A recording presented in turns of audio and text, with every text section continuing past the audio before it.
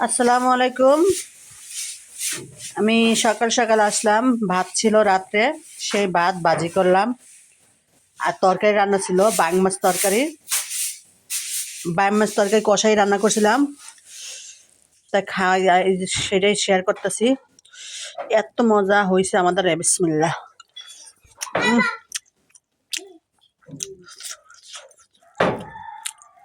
শীতের সকালে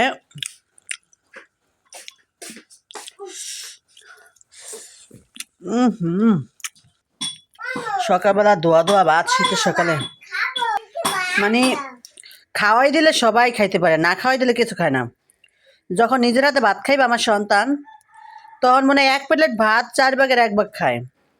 আর আমি যখন খাওয়াই দেই, মানে প্লেটে ভাত সব শেষ হয়, আমি কি আরো লবো? তা মা আরো লও। মায়ের ভালোবাসার কোনো শেষ হয় না। সকালবেলা পরিশ্রম করতে করতে আমার জানটা শেষ।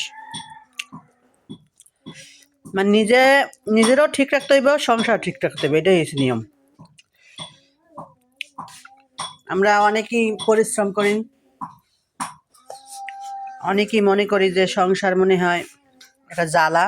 না, যে মেয়ের জীবনে সুন্দর একটা সংসার না আছে, সে মেয়ের কোনো মর্মই নেই এই দুনিয়া।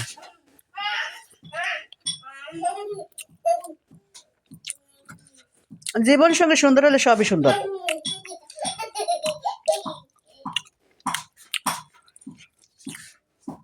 ঝাল খুব কম খাই, তাই আজকে কাঁচামরিচ দিলাম না। নাও, মেয়েরও খাওয়াই দিতেছি, আমিও খাইতেছি।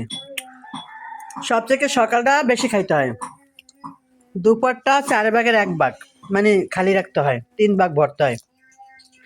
রাত্রে 3 ভাগই খালি রাখতে হয়, 1 ভাগ খাইতে হয়। কিন্তু অনেক সময় আমরা দেখি কি রাত্রেই খাই প্রচন্ড বেশি, মানে রাত্রে খাবারটাই মনে হয় বেশি, কিন্তু রাত্রে খাবারটা খাই শুয়ে পড়লে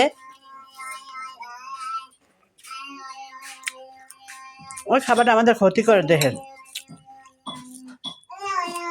খানার সময় বেশি কথা বলতে হয় না, তারপর বললাম, কারণ আমাদের জীবনটাই তো এরকম, যারা কন্টেন্ট ক্রিয়েটার তাদের কাজের ফাঁকে ফাঁকে সব কিছু করতে হয়, ভিডিও করতে হয়, ভিডিও ছাড়তে হয়, ভিডিও দেখতে হয়, কত পরিশ্রম করা লাগে। তারপর মানুষ কয় কি অভিনয় করে। তবে এটা সত্য কথাই, আমাদের জীবনটা তো অভিনয় করতে করতে যায়।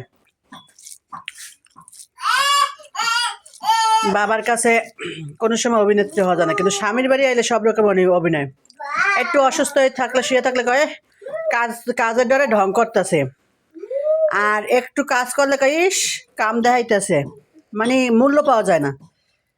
তাই সবসময় যে জায়গায় যে মূল্য পাওয়া যায় সেই জায়গায় থাকাই ভালো। সবাই ভালো থাকবেন। আল্লাহ হাফেজ। আসসালামু আলাইকুম।